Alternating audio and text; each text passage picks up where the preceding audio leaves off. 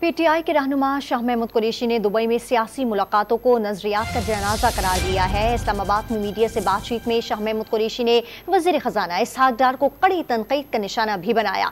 PTI के senior vice chairman ने मजीद क्या कहा, आइए आपको दिखाते हैं।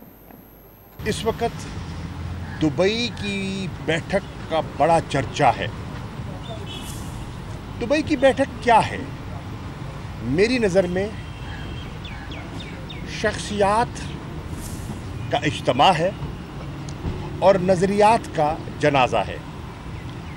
आप देख रहे हैं कि जिन कुव्वतों के ख़िलाफ़ ज़ुल्फ़िकार अली भुट्टो ने और मोहतरमा बेनज़ीर भुट्टो ने सियासी सफ़बंदी की थी, आज मुझे उन्हीं सफ़ों में आसिफ अली ज़रदारी और बिलावल भुट्टो ज़रदारी दिखाई दे रहे हैं।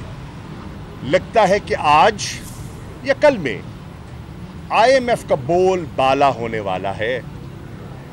डार साहब की मनसूबाबंदी और मंसूबे धरे के धरे रह गए, बिलाखिर उन्हें घुटने टेकने पड़े।